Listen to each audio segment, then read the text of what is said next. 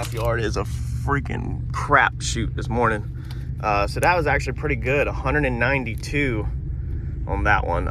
Very unexpected. I definitely did not expect to, I didn't even expect to crack 100 because of weight. You know, normally you scrap a whole vehicle and it's only a little over 100. So almost $200 on that scrap was definitely unexpected this morning. It does say unprepared steel #1, so I'm guessing maybe I got a little bit better of a price cut because it was just raw. It was just a bunch of steel. We scrapped the frame and 2 rear axles. There was a gas tank mixed in there, but I mean, that's plastic. So maybe that's the reason why I paid better this morning, because it wasn't mixed in with a whole, you know, a cab and a body and aluminum and wires and carpet and seats and all that stuff mixed all in with the crap. So maybe it's just simply a fact that it pays better for #1 unprepared steel. Let's go in here. We got to grab some stuff for the race car, some tubing, and get back to the shop. Man, look at this. We fitted our door. This is our King Ranch. Look at that. Holy crap. So probably going to end up cutting this cab corner out, but since it's off up here, I want to obviously get some of this pulled out. So I'm going to go ahead and weld tabs of this, pull this out with the intent to cut this, but I'm going to go ahead and weld tabs down here and see if this pulls right out. If this pulls right out, we'll rock and roll, but I'm pretty sure this is all going to cut out, but I'm not going to just not try it. Like I said, I need to get this top out anyway, because you don't want to cut it all the way up there. So you want to go ahead and get some of this pulled out, so hopefully you can just cut from like here down. Well, you can see the smokiness in the air. Almost burnt the shop down. Welding on this, and I mean, you got to be careful with this stuff, and I'm aware. That's the reason why I checked. You know, you normally have welding smoke, but it was a little bit more smoke than normal. Welding these tabs, I guess this is one of these cab corners that maybe have foam in them. Some of them do, some of them don't. And so I looked in there, and the smoke just seemed like it wasn't clearing out. You can still see it lingering around in here. And so I checked, and sure enough, it was all on fire in here. Flames were about up to here. Whew. Man, that scared the crap out of me. But I'm perfectly aware of it, so it's not like it caught me off guard necessarily. I know the dangers of welding on these cabs, you know, like this, or these rockers. So I got it put out. But man, boy, about burnt the shop down. That fire got so hot on the inside of the vehicle that it literally is just flaking the paint off on the outside of the vehicle. Like that's how hot it got in there. Like the foam was on fire. Nothing inside the vehicle got damaged. I mean, it's all tan. So as you can see, like nothing got burned up. The seatbelt wasn't burned up. Like nothing got burned up. It's like the fire was between the metal and the foam. And then the other half of the foam in the vehicle didn't get anything. But that's how up here in this corner, I imagine the flames were just rolling up here in this back corner. Got this metal really freaking hot where the paint's just peeling right off. It's crazy. What we're doing now is we're just going through grinding the surface, preparing it for body filler. I haven't recorded none. I come out here about, let's see here, it's almost 8 o'clock now. I come out here about 5:30. Started trying to work on just this coolant line. The plan was, it's Thursday afternoon, so the plan was to get the coolant system done tonight, and then that puts me, all I gotta do is Friday, Saturday morning, is get the rocker bars in, which I'm already having one issue with material, but get the rocker bars done and then get the car put back together. We're good to go. We're probably not doing the exhaust or nothing like that this weekend, but at least we'll have the interior back together with the rocker bars done. But this coolant line has been an absolute nightmare. So Mike just welded the fitting today. He built the fitting that I thought I needed, and I'm spot on, but I'm over too far. Check this crap out. So I got the whole car tore apart. I've took this pipe back off. I've took the whole radiator out. I've cut a tab off the bottom of the radiator. This is literally just in here finger tight right now, sitting back in place so I can try to get it right. There's my black line. There's my coolant fitting. That's how far I'm off. So yeah, not right at all. It's a touch short, but the bottom of the radiator will move out. So it's fine, but it's like it's too far over and too far down. And that line just has absolute no play. Like, I wish you could see there. You could tell how far kind of it is wrong. So I don't know what I'm going to do. I'm really feeling backed in the corner right now at this moment. You know, I feel like I got to have this thing to the track Sunday. And, I don't like this feeling. After building this car for 5 years, I don't like these feelings of being rushed. I've got used to, if something don't work, I quit on it. I think about it, and then I go and come back at it again. There you can see how low it is currently. Okay, and then the fitting up there. The fitting Mike built is right there. So it was a female AN to a male AM bung. That's what we needed to get it over to there. But this hard Amazon line, it just don't have no play hardly, man. I mean, it's just like a freaking hard line practically. So I took a couple minutes breaks. I mean, man, you can't even budge that thing. And I'm going to try to continue to figure this out with what I got. I have very selective parts here with what I got to work with, but we do have, if you remember, this line, and then we have that line that Harper was playing with. And I got one more 90-degree fitting at the shop, but I really don't know what I'm going to do right now at this moment. I'm trying, but I'm really getting aggravated fast. It just looks so easy and so simple. Connect that fitting up there to this fitting over here. And the camera angle just is not going to really show it correctly, but it's not. I am having the time of my life.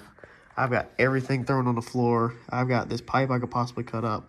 It's really looking like we are going to have to go back with the rubber hose again for right now to get this thing to the track. And then I need some freaking time to try out some different things and order some parts, because it's just awkward.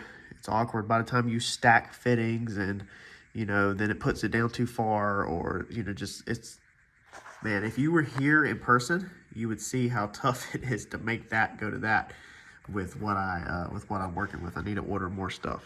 And the biggest thing is having enough play in it. So even if you can make it go from there to there, you have to be able to hook it in, of course. So to hook a fitting in, once you make a line, you have to pull it a little bit at an angle, get it lined up straight, and then screw it in, okay? So that's the problem right there, is that even when, screwing a dash 20 in, it moves up a good 1/4 of an inch or so.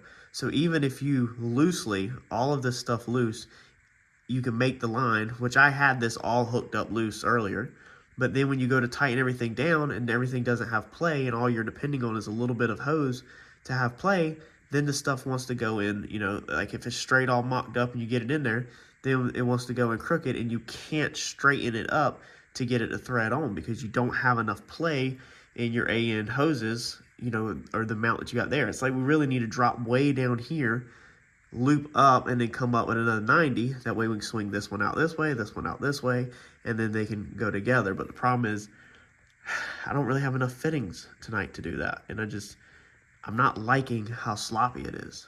All right, so we are filling back up the coolant system, and this is what I used for a filter. So I did not have one of my paint mixing things here, and it has slowed way down to where it's barely draining. I think the rag is just more saturated with stuff now, and it's not flowing through as good. But this is just a washcloth, old washcloth that I use in the garage for whatever, and I literally just took a soda bottle, if y'all need this tip, and laid a washcloth in it, and just pour your antifreeze in there. Or not antifreeze, it's not antifreeze, it's water with the coolant treatment. So just making sure we ain't got no leaks under here. We put back the same amount we took out because I dropped it all in a 5-gallon bucket. Yeah. So it looks like we're good to go. Our hose is dry. Our fittings that we just put back together are all dry. So we got the old trusty rubber hose in. I think I was just texting John, and I think what we need to do, instead of trying to make this short line, it's just not going to work. We need to come out and maybe try to make a bigger one, that like loops. Like we're going to have to do something. It needs probably like a 45 off of there to come back to here or something. I got to figure it out, but we're definitely going to have to do something that's bigger. We might even need to redo this thermostat housing again and get a hard line that extends down to about right here, about the same distance, honestly, as this. Extend the hard line down there with a fitting. That way we can come off, we can get a 90 to come off, maybe even right here, like the same height as the steering rack. But that hard line it to there, and then a 90 fitting will come off, and then we'll swoop it as a big U to a 90 in there. That's honestly what we're gonna need, probably, is 2 90s with a longer hose that can kind of make a big sweep, even though these are still so close together like this, that wherever you make your U is such a sharp bend. It don't matter if you come down and make your U, or if you go over here and make your U, it's just a sharp bend. I'm gonna look around on eBay tonight to see what some options are. I wish you could get AN line that was like this, you know, that was this flexible, but you can't. They don't really make it. Most AN line folds up, you know, whereas this don't really fold up. So got that back on. It sucks. I wasted a bunch of time tonight, and I'm exhausted and I'm tired, and I have dealt with this all night and made no grounds. But I did want to share this with y'all, just in case somebody's in the same boat. Let's see. I don't know if you can see the little black specks down in there, but it definitely grabs some trash. So it works. If you need that tip, here's the piece of hard line that I was talking about that I have. So I have this to cut up, and I still have 2 more of these -20 bungs. I ordered a really good deal a while back, and I've had a bunch of them, but this is literally the correct size for this bung. So the inner diameter, as you can see, is right. So we could snag another thermostat housing from the shop. I know Mike's getting tired of welding all this probably, but I'm trying to figure this stuff out and do another thermostat housing that just drops down. So this will probably be on the thermostat housing. Drop it way down, put a bung down here, you know, and do that. I don't know. None of these things, like this type, they just don't bend. They kink. They fold like that. They kink. They don't bend. The Brown & Miller that I normally use, Brown & Miller like ultralights like this, these do pretty freaking good, man. I mean, that's a pretty aggressive, you know, bend, if y'all can see. It's just the problem is these don't pop up all the time. So especially in -20, when these pop up on eBay, you know, be ready to pay and grab them. Don't think about it, because these things are freaking amazing. Normally you get these other Arrow lights or Starlight. I think it's Starlight or something, the brand name. But guess that's going to be a wrap for tonight. I do mess with the rocker bars tomorrow, all day Friday, and hopefully get this thing together. All right, so we are heading to the metal yard up here in Holly Ridge on the outside of Wilmington, near Hampstead. They have all the DOM tubing that we need. Stuff I got yesterday, I'll show you, is not the correct size. I went ahead and bought it, but it wasn't the correct size. Well, we have got everything we need. We've got our gas, our wire, our regulator, comes with a hose to switch over from flux cord I've been welding with to MIG. It is already 1:43. Man, I have wasted away an afternoon. Not wasted, stuff had to get done. But boy, am I in a crunch to get these rocker bars in and get this car put back together. Hopefully, thank God I only have to technically do 2 bars today. I don't even have to do the other little ones because I'm not cutting the floor structure out today, I don't think. But hopefully this goes fast, and hopefully I can have this whole car put together tonight. All right, jump right at it. First rough fish mouth. I do it with a grinder. Not terrible. I'm not a pro, but yeah, I do it with cutoff wheels. I do have a pipe notcher, but I don't feel like using it. Well, there's our first bar through there. I definitely missed the mark on my floor cut. I definitely cut it a little too big over here, so we're gonna have to do something. I got a little bit of play in here, not much. It's got a little bit of a gap that I've got to fill in. I get angry with this stuff really fast. I'm definitely not a precise tube fitter at all. Yeah, I'd rather go a little big than keep going back and forth. That's just me. I'd rather fill it in with the welder. It's way easier to fill the gaps in with the welder than it is to grind them out. My seat, or my crossbar that goes across there, as you can see, that's really close. So that's good news, because that's where the support's at. Everything else we'll have to fill in with some sheet metal. Yeah, but that's one side. So that's good. On to the next side. Not looking forward to it, but we got to get it done. Well, this is not going in my favor. I'm rushing, and just it sucks overall. It just flat out sucks to be rushing. I decided to not hook up all of that new welding stuff. So that was all the gas, everything, and just to stay with flux core, because I already know flux core, and I just bang this stuff out, just try to protect stuff so it's not splattering all over the carpet and all over the inside of the car, and just hope for the best, versus trying to teach myself to weld on gas. I've welded on gas at the shop with Mike's welder, but he said that, you know, setting it up on this welder, you're going to have to play with the settings, and you're going to have to spend 5 to 10 minutes, you know, just dialing in the settings on some scrap metal to make sure that it's flowing right before you start welding. I don't have 5 to 10 minutes to be trying to figure it out. And then on top of that, trying to hook everything up. The little hose that comes with it, it needs to be cut, because the way that the Chicago electric welder, the gas line attaches to it, is different than what comes with the regulator. So anyway, I was rocking and rolling through the passenger side. I haven't been filming much, and just because I'm just down. I just feel like I'm down to a crunch. It's Friday night, Friday afternoon. We have to be in Fayetteville. I'm supposed to be testing on Sunday, and I don't want to be welding on Saturday when I'm supposed to be testing on Sunday. Obviously, I'd love the car in the trailer Saturday afternoon, and we're still, if the weather moves out of here, we still possibly could be practicing the burnouts and stuff at the shop Saturday afternoon.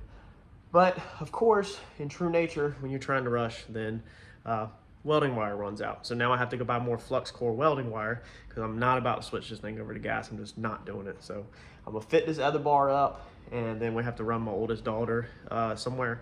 When I'm out running her somewhere, I'm gonna grab more flux core. But then on top of all of that, I knew better, but I threw away the strips that I cut out of the floor. I knew better.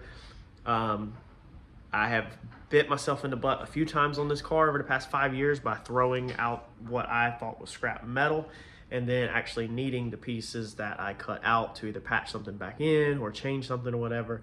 And for some reason, I figured that these are just little slithers, you know, 2-inch wide sections. Just trash them. I don't need them. This is the very first time I've passed bars through a floor. So I've never passed bars through a floor. And what you should do is cut your floor out and then put your bar in there. And then a lot of times people section the floor back in around the bar. I guess if you are really talented, you can just figure out exactly where it's going to pass through the floor and do that. But a lot of people I have seen that do subframe connectors or anything like that that pass through the floor, they have done it that way. Another thing is sometimes people cut their bars, lay it on top of the floor, and then draw it. I did mine with tape, as you've seen in the previous video, and it left some gaps. Let me flip the camera around and show you what I'm working with. So this is where I ran out of welding wire. So as you can see, we're gonna have some pretty big gaps right here. We're gonna have some gaps up here. But then I had a pretty decent gap over here. So what I did was basically I took some rod like this and put it in there, and then started just welding it in. And that allowed me to fill that gap enough to connect it. My welds aren't pretty. I mean, I'm not a freaking welder, and anybody that's welded this sheet metal knows that this sheet metal is extremely hard to weld without blowing through. So it definitely takes some time.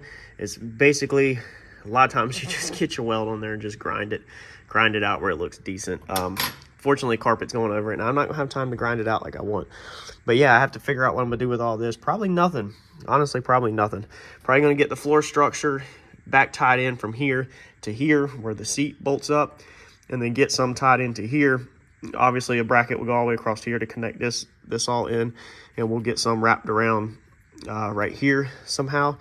And then that's probably gonna be it. We'll probably leave all this open, or maybe lay some caulking in there or something. I'm not 100% sure right now. But yeah, got it all welded in. Got this side, you know, all welded in where it passes through up there and everything. Ended up just in a rush, and I didn't even have all this unbolted. So then I just started taking bolts out, unplugging stuff. I mean, I've got the whole car tore apart this Friday night, and just chunking stuff back. I was trying to take apart as little as possible, but then you quickly realize that sometimes it's faster just to go ahead and take it all apart and get it out of your way. So I've got these things welded all the way up, starting right on the bottom, all the way around.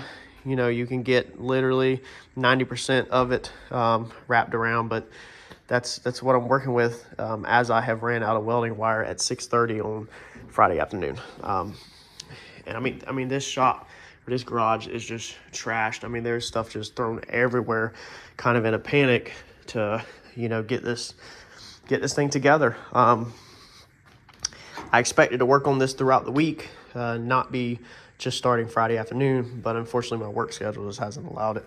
On this side, you know, that if I go farther past this, now I'm into all the electrical board, and I really just don't want to mess with that. So we're going to try to just keep this folded back, put some towels around it as best as possible. What's that? This piece of aluminum. You know, and keep these wires up. I've got everything unplugged that I can, tossed up here, pulled back, all the connectors out the way. I mean, I've got everything tore apart. Everything tore apart. It's crazy. So I still got to get this bar in, grind a little bit more paint, I think, and just get this ready for welding tonight, I guess. I'm going to try to, while the baby's asleep, try not to make a ton of noise, but try to get this thing done. Really would love to have this thing put back together before I go to sleep tonight, but I don't know if that's going to happen, y'all. All right, so ran to Lowe's, got some welding wire, and come home and busted this straight out. Figured I'd catch y'all up real fast. This is not pretty. Warning. Exit out of this video if you want beautiful work. Close out now. Just exit out of YouTube altogether and go take a shower, eat some Oreos. There we go. We picked up some sheet metal at Lowe's and we spot welded it back in. Figured since factory spot welds, we can spot weld too. I went ahead and welded it up that way, up over the bar and down that way to close the end off. Same way, laid a bunch of boogers this way. That was blowing through, it's too thin. So yeah, I'm cool with that. Tied it all back in. As you can see, we don't have the bottom of the bar tied back in, but all of this structure, the floor is connected back together, tied to our bar. I feel very good about that from my experience in collision. I feel perfectly fine with that. And don't forget that we've got the whole floor stitched in all the way to here using a rod. So I feel like we are tied in excellent. I've been up a piece right here, put a 90 on the bottom, did a bunch of spot welds and put a bunch of boogers mixed with doo-doo all across the top right here. Now we're gonna get this all vacuumed out, and then we're gonna take silicone and we're gonna cover up all the edges, basically like seam sealer. We're gonna cover everything up so it don't look like crap and help keep smoke and everything out of it. Now I did not do anything on this side. I don't have nothing to hide. I left that open. I don't think I'm gonna do anything there. I think I'm gonna leave that alone. That might be a good entry point moving forward for wires and stuff that can come in here, you know, and go into the car. So I'm gonna leave that open because I actually like that entry point. You could put some edge protector over the sheet metal in there and pass wires and hoses straight through onto the next side. It's a little after 9 o'clock and I've still got an absolute mess. I was gonna stop, clean this side out, put this whole side back together, but I feel like I shouldn't do that. I feel like I need to go ahead and get on that other side. Whew, man, this place is a mess. It is killing me not to stop and just clean up. But I think the smart thing to do is get on that side. That way if it gets late and I get tired, at least I'm done with the welding for tonight. And when Harper's awake tomorrow, she can come out here and hang out with me while I clean up. So let's keep getting it. All right, so it is 11 o'clock and we got this side done. So I figured I'd go ahead and show it before I seal it up with this, or seal up most of it with this. So again, same story with this side. Nothing pretty at all. I'm not some high fancy welder. You know, I just tied everything back together. This side's stitched up good because I actually cheated the bar over where it was actually straight up on the floor. So got some big fat nasty booger welds around there, real nasty. Yeah, so we're gonna caulk these out, let this dry overnight, come out here in the morning, vacuum all of this crap out, all of this junk, fold the carpet back, start putting everything together. And it's looking like news that the rain actually might be out of here by like 11 a.m. So it's supposed to move in after midnight here about an hour, and it might be out of here by 11 a.m. So maybe we'll get some burnouts in tomorrow at the shop. Not 100% sure. Might just hold off and just relax on Saturday and Saturday afternoon and just save it all for Fayetteville on Sunday. We'll see though. I'll make sure I'll let y'all know. All right, so again, nothing pretty, but we got it covered in silicone all over it. The big gaps underneath there, we're gonna hit them from the bottom side. Same thing on the back. I'll probably do something on the bottom side. I'm gonna leave it a little open, but I'll probably close it up a little bit from the bottom side. But that also helps if you're laying wires or anything is going across it, it will make sure that there's no sharp edges or nothing like that for any wires to chafe on or get damaged. And it looks better. If you lift the carpet up, it looks better. So yeah, if you ever have to work on the car, it's definitely gonna be annoying. You have to wire wheel all that stuff back off the weld, but I mean, it is what it is. I like that a whole lot better than just seeing everything. And like I said, I feel better if I run wires up through there or anything like that. So that's gonna be a wrap for tonight. We'll get this thing back together tomorrow, hopefully.